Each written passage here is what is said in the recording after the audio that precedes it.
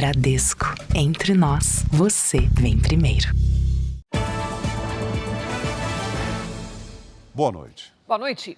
Subiu para 151 o número de mortos em decorrência das chuvas no Rio Grande do Sul. 104 pessoas ainda estão desaparecidas. No Vale do Taquari, a água baixou e revelou cidades tomadas pela lama. A limpeza e a recuperação vão ser lentas.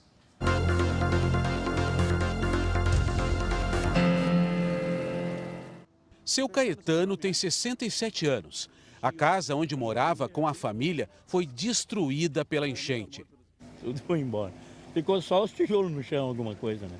Reconstruir não tem como. Não tem como. Não tem como. Ainda mais num lugar aqui que agora a gente sabe que é possível essas coisas, né? Não tem como. Mesmo assim, não quer sair da região e está vivendo dentro do carro.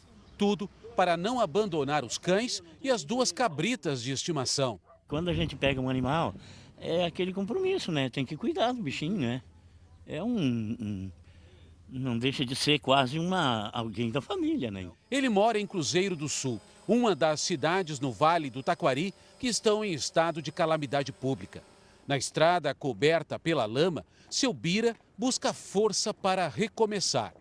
E preocupado com os outros também, que perderam família, perderam tudo, a gente só perdeu o bem materiais, as casas, né? Essa rua aqui em Cruzeiro do Sul é o cenário da destruição.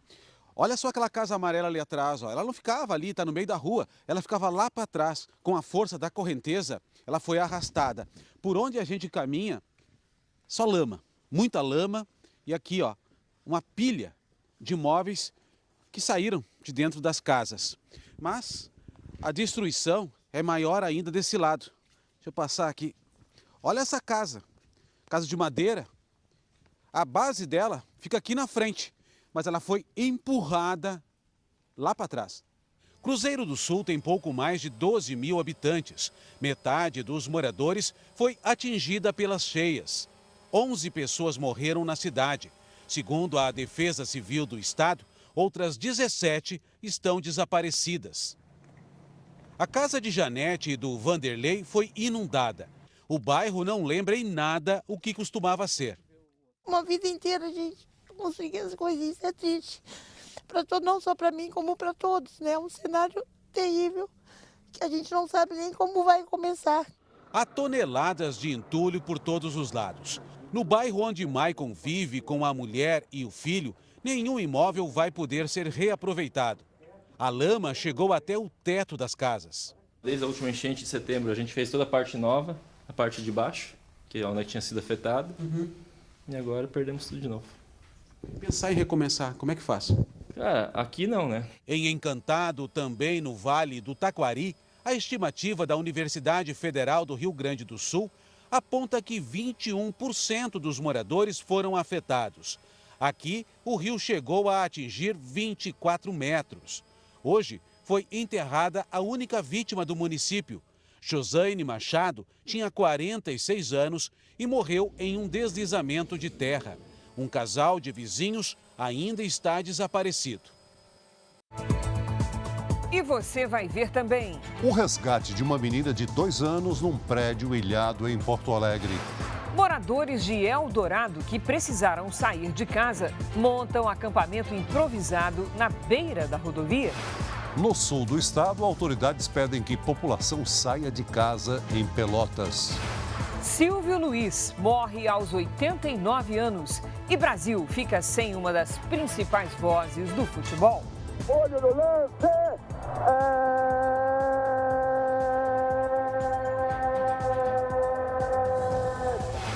Crônica Esportiva perde também Antero Greco em São Paulo e Apolinho no Rio.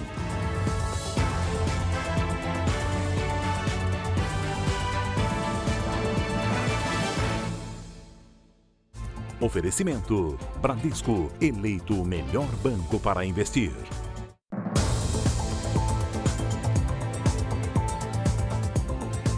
Exclusivo. O Jornal da Record acompanhou o trabalho das equipes da Polícia Rodoviária Federal no Rio Grande do Sul. São mais de 140 estradas bloqueadas. Em alguns trechos, só passam carros de serviços essenciais.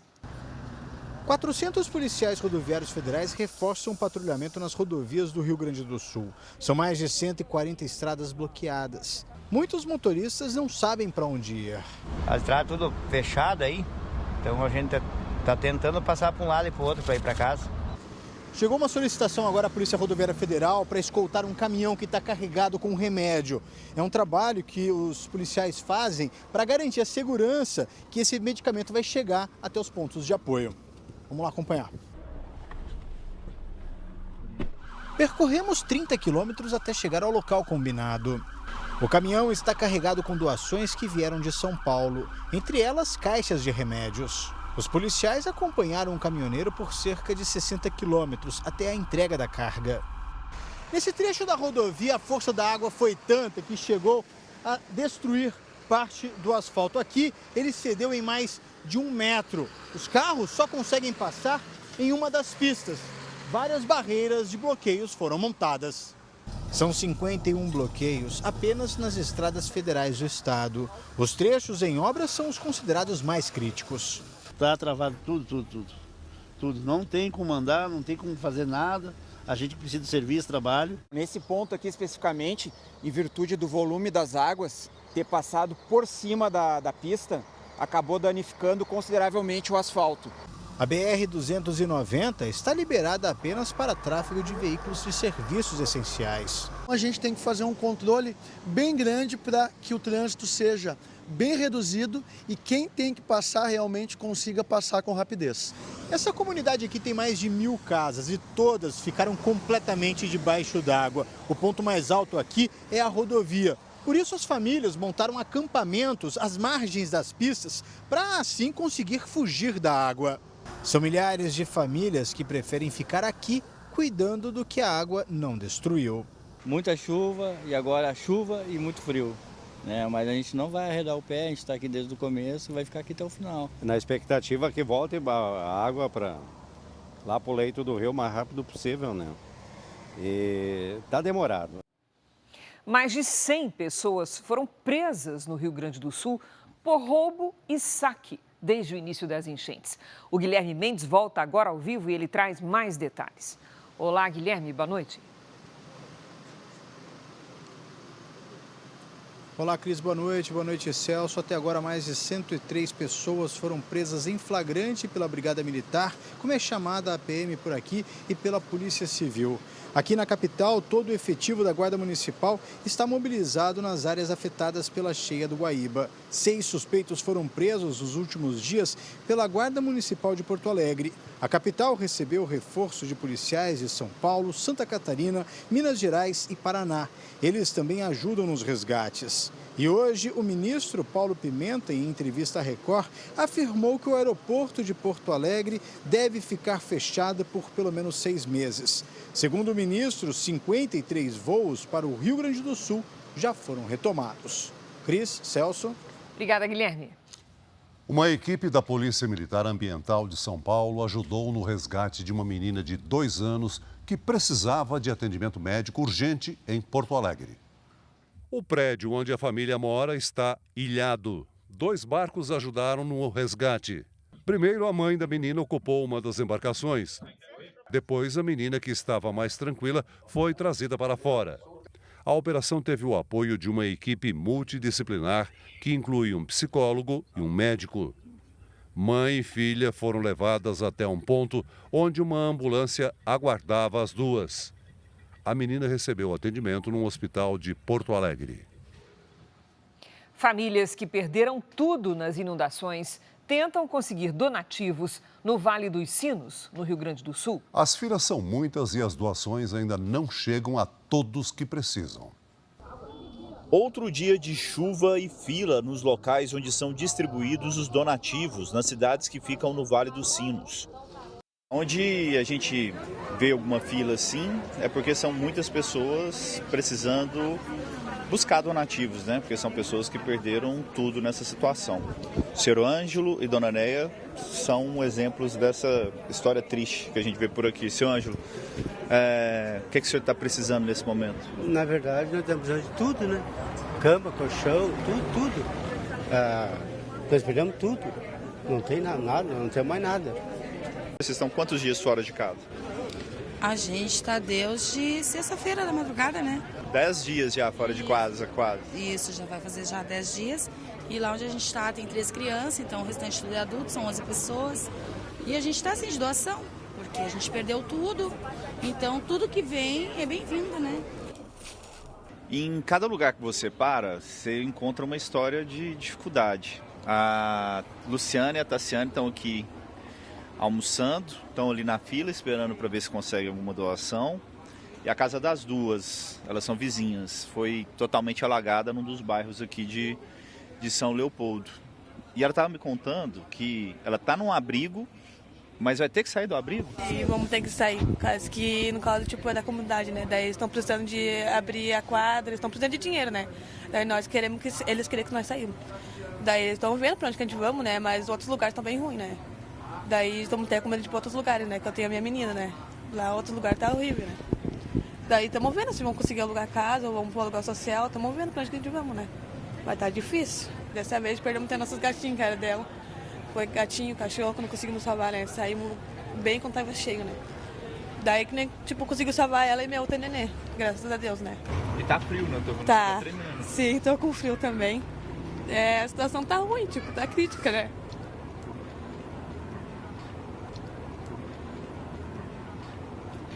Para a gente saber se as doações estão chegando, eu vou conversar com a Lavínia. Lavínia, as doações estão chegando? Estão chegando, mas nós precisamos de mais doações, que são sempre muito bem-vindas, porque a demanda é muito grande. E o problema de toda essa tragédia é que a água não baixa, né? Esse é o desespero das pessoas aqui. O Jefferson está me contando que tem 17 dias. Ele está aqui dando uma olhada, a gente encontrou ele aqui dando uma olhada para ver como está a situação. 17 dias fora de casa com a família toda. Com a família toda. É uma tristeza imensa, né? Que a gente luta para conquistar as coisas aí. Não tá fácil, pessoal. Vou dizer assim, bem verdade, não é fácil. A gente tenta ser forte, mas é pesado. É pesado porque tudo que a gente sonhou tá ali, ó. Tá debaixo da água aí. A gente tentou conquistar. Mas é bom que estamos com a família, pelo menos. E voltou a chover no Rio Grande do Sul. Com um tempo úmido, a sensação de frio aumenta. Vamos com a Lidiane Sayuri. Oi, Lid, boa noite. Qual que é a previsão para os próximos dias? De mais chuva, Cris, nos extremos do país, infelizmente. Boa noite para você. Boa noite, Celso. Boa noite a todos. Pelas imagens de satélite, vemos nuvens carregadas entre o Rio Grande do Sul e Santa Catarina. Amanhã, a passagem de uma nova frente fria reforça as áreas de instabilidades sobre a região sul e deixa o mar agitado, com ondas de até 3 metros entre os litorais gaúcho e catarinense. A chuva aumenta entre o norte gaúcho e o interior de Santa Catarina. Os maiores volumes de água no Rio Grande do Sul são esperados justamente nas cidades que abrigam as cabeceiras de rios importantes que fazem parte das bacias do Taquari-Antas, Alto Jacuí e Uruguai, como é o caso de São José dos Ausentes e Passo Fundo. Tem previsão de temporais também em Chapecó e Campos Novos, em Santa Catarina.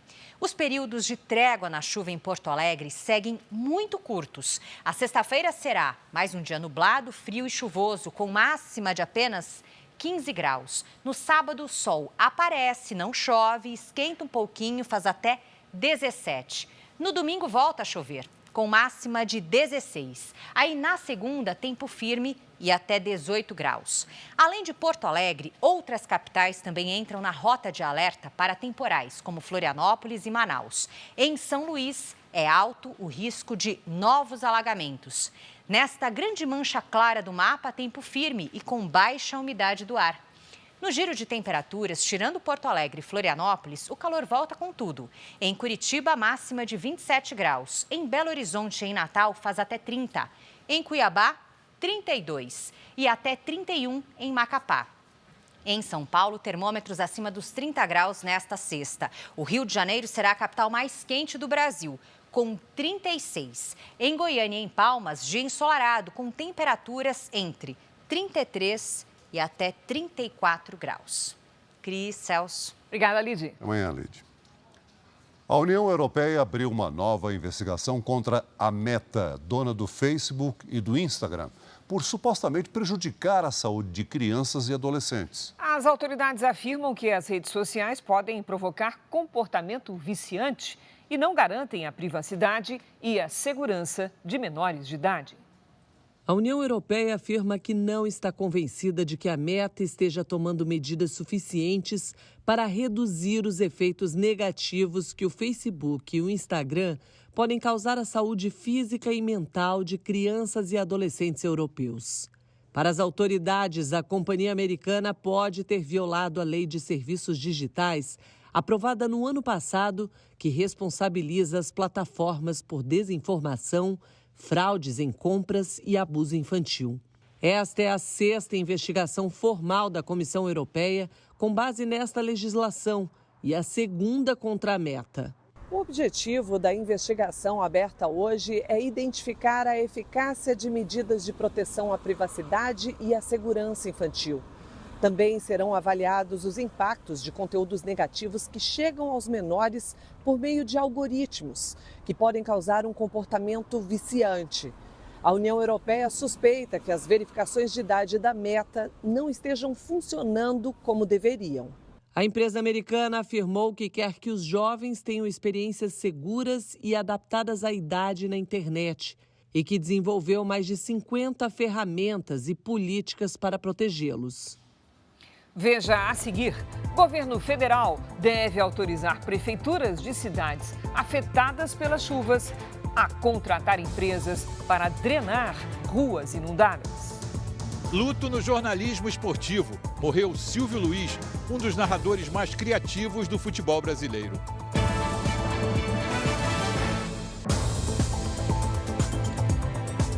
O governo já colocou em prática as ações de ajuda aos gaúchos anunciadas ontem pelo presidente Lula. Vamos então a Brasília com Luiz Fara Monteiro. Boa noite, Fara. Oi, Celso. Boa noite a você, a Cris e a todos que acompanham o JR essa noite. Hoje foram liberados mais de 400 milhões de reais para o pagamento antecipado do Bolsa Família. Nomeado ministro extraordinário da reconstrução do Rio Grande do Sul, Paulo Pimenta esteve na Record, em Porto Alegre, e falou sobre o programa do governo federal que prevê a compra de casas novas para quem perdeu tudo nos alagamentos. Todas as pessoas que perderam as suas casas na área alagada, que têm salário até R$ 4.400, isso significa 93% da população vão receber uma casa nova. Segundo lugar, quem ganha mais do que isso vai ter um financiamento subsidiado. Ainda de acordo com Paulo Pimenta, uma das prioridades é conseguir retirar a água que inundou as cidades gaúchas. Por isso, o governo federal vai autorizar que as prefeituras contratem empresas privadas que consigam executar esse serviço. O ministro disse ainda que a Força Aérea está sendo mobilizada para levar bombas d'água de outros locais do país para o Rio Grande do Sul. Hoje a FAB deu início ao envio de 120 toneladas de cobertores e roupas de frio para o estado. A previsão é que a temperatura chegue a 0 grau neste fim de semana no sul do país. O julgamento que pode levar à cassação do mandato do senador Sérgio Moro foi interrompido no Tribunal Superior Eleitoral. A sessão será retomada na próxima terça-feira. O TSE analisa recursos do PL e da federação que reúne PT, PV e PCdoB contra a decisão do Tribunal Regional Eleitoral do Paraná, que absolveu o senador da acusação de abuso de poder econômico na campanha eleitoral de 2022. Eu fico por aqui. Para você saber mais notícias de Brasília, é só acessar o r7.com. Voltamos ao estúdio em São Paulo, Cris e Celso. Obrigado, Fara. As forças de defesa de Israel vão enviar mais tropas para a cidade de Rafah, no sul da faixa de Gaza, para combater o grupo terrorista Hamas. Depois de visitar a área das operações militares em Rafah, o ministro da Defesa, Yoav Gallant, afirmou que o exército israelense tem conseguido desgastar o Hamas e mais tropas serão enviadas à região. Ao norte de Gaza, as forças de defesa investigam a morte de 5 soldados que estavam num prédio alvo de um disparo de um tanque israelense. Hoje a atenção também esteve voltada para a região litorânea de Gaza. Um pier flutuante instalado pelas tropas dos Estados Unidos em Israel em breve permitirá a entrega de ajuda humanitária em Gaza. O equipamento já foi ancorado em uma praia da região. A expectativa é que nos próximos dias, caminhões das Nações Unidas busquem os carregamentos que vão chegar pelo mar para distribuir os alimentos. Em Israel, a expectativa é pela libertação dos reféns. Itzik Ron, um argentino israelense, conta que os filhos de 35 e 45 anos estavam em um kibutz atacado pelo Hamas no dia 7 de outubro. Por telefone, os filhos disseram que estavam bem, mas logo depois perderam o contato. É uma sensação de impotência. Não sei onde meus filhos estão dormindo, se estão comendo.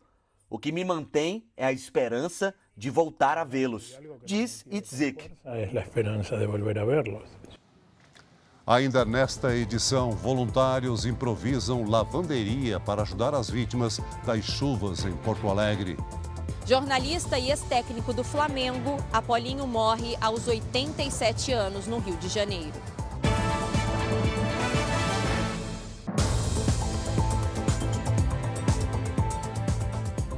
Morreu nesta quinta-feira Silvio Luiz, um dos maiores e mais irreverentes narradores da televisão brasileira. Na Record, revolucionou as transmissões esportivas nas plataformas digitais. No segundo pau, olho no lance, Careca agora! É mais um gol brasileiro, meu povo! Silvio Luiz morreu neste hospital, na região central de São Paulo, de falência de múltiplos órgãos, segundo nota dos médicos. O narrador estava na UTI desde o dia 8 de maio. Foi a segunda internação dele. Um mês antes, em 7 de abril, quando narrava a final do Campeonato Paulista de Futebol, Silvio Luiz sentiu-se mal e foi trazido para cá. Ele chegou a ter alta no dia 30 de abril, mas 8 dias depois voltou ao hospital. Em nota, a Record afirmou que o legado e a contribuição de Silvio Luiz para a televisão brasileira, para o jornalismo e para o esporte são inestimáveis. E também que a voz de Silvio Luiz continuará ecoando nos estádios e na memória dos fãs de todo o Brasil. Está valendo! Narrador esportivo, apresentador, árbitro de futebol, ator, dublador. A relação do garoto franzino com o universo da comunicação começou cedo. Silvio acompanhava a mãe, Elizabeth Darcy, uma das mulheres pioneiras na locução que trabalhava em programas de rádio e TV. Daí ao primeiro emprego, foi um pulo. Em 1952, aos 18 anos, inaugurou na televisão brasileira a função de repórter de campo. Era o início de uma carreira de mais de 70 anos.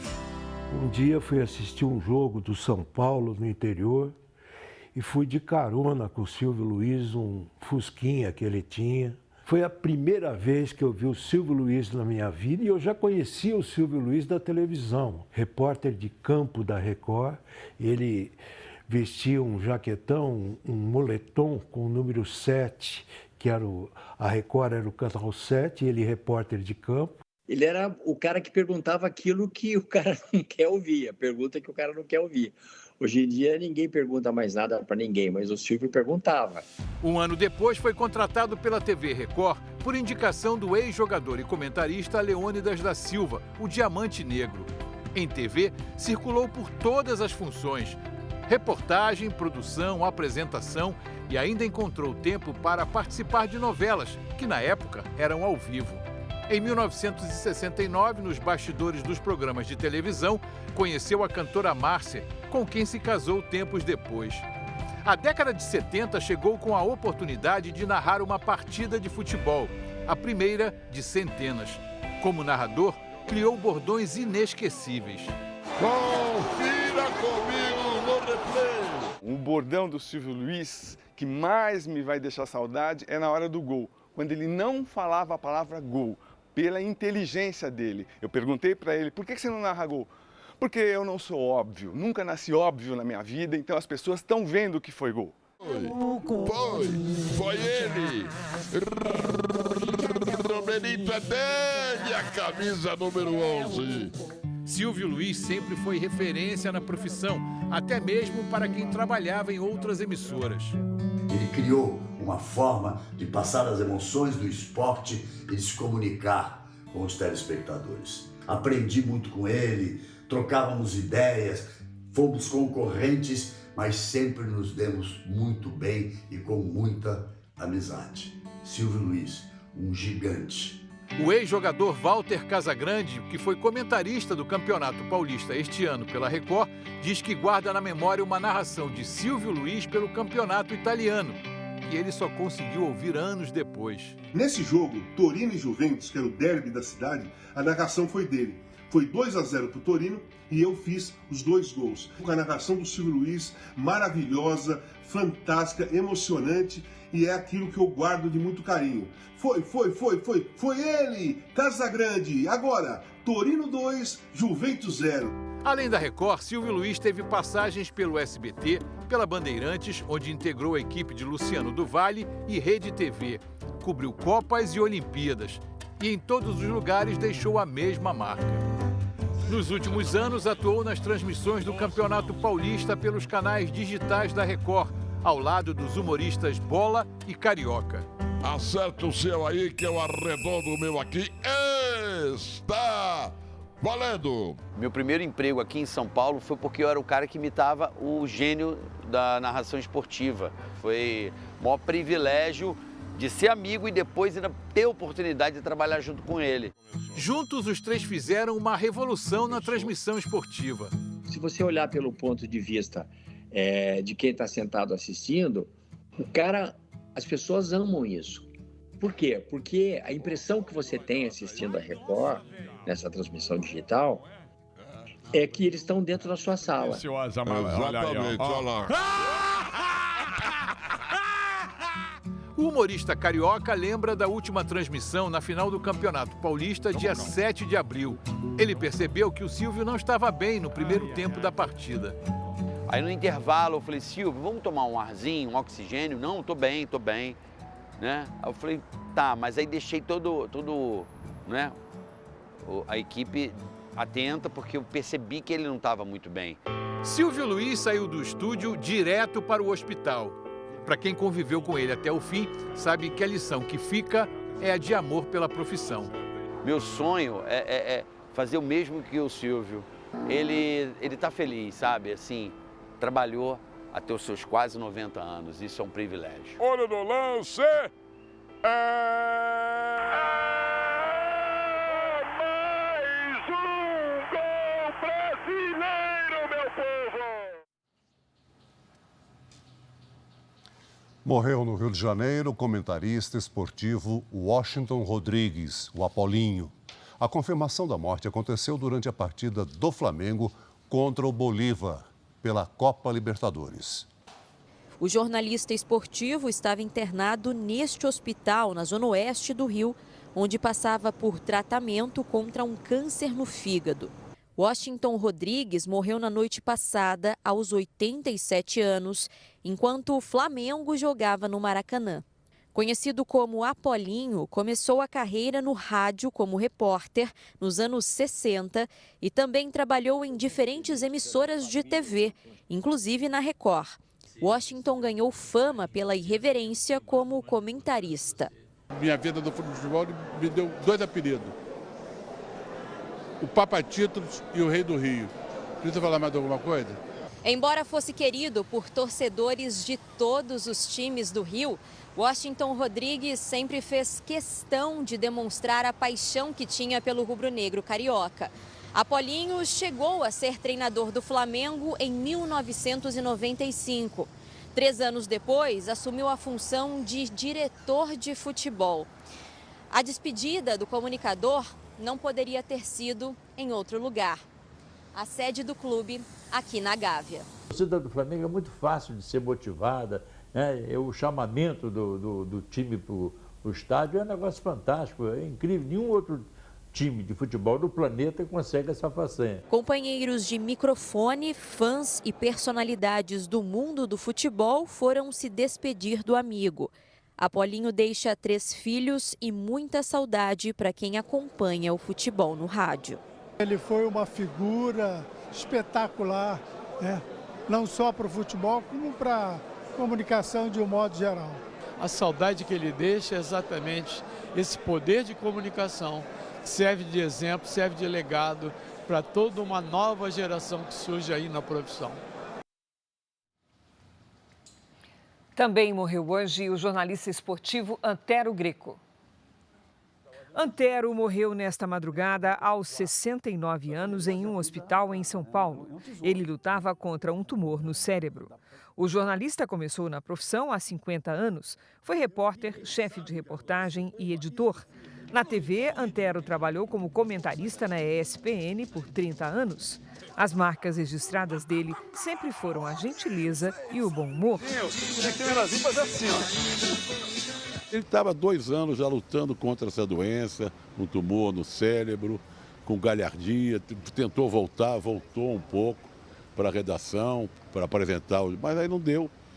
Morreu dormindo, sem sofrimento. O corpo de Antero Greco foi enterrado hoje em São Paulo. A Associação Brasileira de Rádio e Televisão lamentou hoje a perda de 3 grandes nomes do jornalismo esportivo. A Abratel afirmou que o futebol está de luto e que reverencia os legados inestimáveis de Silvio Luiz, Antero Greco e Apolinho para a radiodifusão brasileira. Manifestou também solidariedade aos familiares, amigos e colegas de trabalho dos 3 nesse momento de tristeza. O presidente da Rússia, Vladimir Putin, se reuniu hoje com o presidente chinês Xi Jinping na China. Em uma cerimônia em Pequim, os dois assinaram uma declaração conjunta para aprofundar a parceria estratégica entre os dois países. A visita de 2 dias de Putin é realizada durante a celebração dos 75 anos de relações diplomáticas entre a Rússia e a China. No encontro, os dois países também criticaram a atuação dos Estados Unidos no continente asiático. Reta final de temporada na série Reis. A superprodução tem mostrado como o poderoso rei Salomão entrou em decadência. Com inimigos fortalecidos, a próxima temporada, que estreia logo na sequência, sem pausas, promete disputas épicas. O rei mais sábio de todos os tempos se perde. Será que você me enxerga? O Salomão, ele tinha muito conhecimento e em algum momento, que a gente sabe que é através das mulheres que ele começa a desandar, ele não vivia o que ele pregava. A série Reis mostra a decadência de Salomão. De acordo com os registros bíblicos, o rei de Israel chega a viver cercado por 1000 mulheres de diversas nações e se deixa influenciar pelas crenças delas. Então Salomão patrocinou a construção de vários altares para outras divindades. E é a maior crítica que é possível ser feita a um rei de Israel. E é feita a Salomão. Ao se afastar de Deus, Salomão dá espaço para que os inimigos se fortaleçam. Você sempre tem inimigos que, a partir do momento que ele começa a ter o sucesso, que começam a abrir o olho e ficar prestando mais atenção no que ele está fazendo, né? Que lá no final isso vai ter consequências. À medida em que os erros de Salomão ficam evidentes e ele se distancia da própria fé, um antigo servo do rei se posiciona e ganha poder. É Jeroboão. Vou tirar o reino de você e dá-lo a um dos seus servos. Ele não vai sair a atacar Salomão e tal, mas ele de fato não está alinhado a ele. Ideologicamente, na fé, ele não está alinhado a Salomão nessa temporada. Ele decide ficar contra Salomão. Ele decide ser um inimigo de Salomão. Na próxima temporada, a gente vai ver que ele julgou tanto Salomão, mas ele faz pior. Para completar, uma ameaça que vem do Egito. Sisaque. O faraó Sisaque também está de olho nas riquezas de Israel. Eu acredito que existe respeito um pelo outro, pelo tamanho do outro, pelo risco que o outro gera, pela dependência econômica que um tem do outro, ou seja, econômica ou seja estratégica. Conte comigo. Ele não é inimigo declarado de Salomão. Então a gente sabe que ele é um inimigo, mas ele não é declarado ainda. Na 10ª temporada, os inimigos do reino buscam novas estratégias para abalar Israel. Mas é dentro da família que Salomão vai enfrentar os piores conflitos. Decepções, traições e chantagens se escondem pelos corredores do palácio. Enquanto você não me deixar fazer um ritual para minha divindade, eu não vou me deitar com você. E quando Salomão sucumbe às exigências das esposas, as decisões dele são reprovadas pelo próprio filho. Tem alguns problemas entre Roboão e Salomão, mas que Roboão ele quer o bem do pai. Então ele sempre busca ali alertar ele e a buscar a Deus realmente. Então ele está revoltado com o pai porque o pai se afastou de Deus. O pai era uma representação de Deus para ele e agora o pai está tendo comportamentos que ele não estava conseguindo ver Deus. E isso atrapalhou muito o Roboão. Aos poucos, o declínio do reino se torna inevitável. O Salomão, dentro da sua sabedoria, dentro da sua riqueza, do seu luxo, conseguiu fazer, em tão pouco tempo, Israel se perder, né? Criar tantos inimigos e rapidamente arruinar tudo que ele construiu. Não era mais aquela nação que todo mundo olhava, olha, ele só tem um Deus. Não, agora todos os deuses estão ali. Então, assim, perdeu muita coisa com essa corrupção de Salomão. Você acompanha os episódios decisivos de Reis à decadência logo após o Jornal da Record. Por que o Senhor tirou de mim? E no próximo dia 21, estreia a 11ª temporada da série A Divisão. Não perca! Veja a seguir, nível da Lagoa dos Patos volta a subir e deixa autoridades em alerta em cidades do sul gaúcho. Belo Horizonte se prepara para a estreia no Brasil da turnê que celebra os 30 anos de carreira do tenor Andrea Bocelli.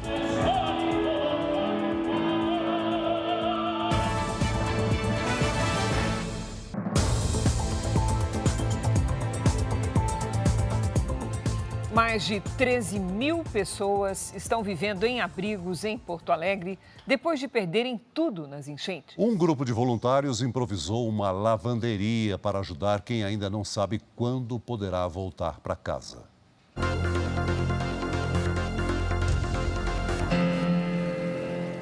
Porto Alegre conta com 154 abrigos e 14 centros de coletas de doações. São milhares de voluntários que ajudam na distribuição de donativos por todo o estado. Grande parte dos gaúchos que estão nos abrigos perdeu tudo.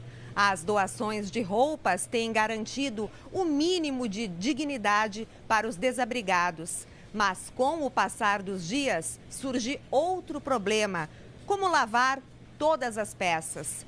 Esta pergunta ficou na cabeça da Bruna e da Amanda, duas amigas que montaram às pressas uma lavanderia solidária. Eu pensei, a minha mãe tem 3 máquinas, eu tenho uma, a Amanda tem outra e vamos lavar assim. Então a gente vai, pega as roupas, lavamos, deixamos elas cheirosinhas, porque é isso que a gente quer, um pouquinho de dignidade para esse pessoal que está precisando. São 8 máquinas de lavar e mais 8 de secar, todas doadas, assim como os produtos de limpeza. Aqui são lavadas dia e noite as roupas de 7 abrigos de Porto Alegre. O espaço funciona na casa da dona Erecil, mãe da Bruna, que também quis ajudar. Meus filhos estavam no resgate de barco, a minha filha, meus 2 filhos, meu genro. Daí eu disse para elas, pelo amor de Deus, eu não aguento mais ficar em casa, me ajudem. Eu preciso fazer alguma coisa para ajudar também. Este grupo, com 20 voluntárias, confecciona roupas íntimas para desalojados. As costureiras são as alunas e a professora de um curso de design de moda na capital gaúcha. Quando começou, tudo, a gente pensou de que maneira ajudar, já que a gente tem instalações, tão boas e completas. Aí a ideia inicial foi fazermos roupas para crianças, mas recebemos essa demanda urgente por uma necessidade. Recalculamos a rota, como tudo que vem acontecendo, nesses últimos tempos, e estamos, então, buscando suprir essa carência fazendo essas peças. A campanha SOS Rio Grande do Sul, do Unisocial, já arrecadou quase 230 toneladas de alimentos para as vítimas das enchentes. Hoje, equipes entregaram alimentos, roupas e água em Canoas, São Leopoldo e em Porto Alegre. São mais de 25 mil voluntários que ajudam na arrecadação, preparação, no transporte e na entrega dos donativos para as vítimas da tragédia. Até agora, a campanha já arrecadou 230 toneladas de alimentos, quase 490 mil litros de água e mais de 57 mil cobertores, além de roupas, calçados e itens de higiene.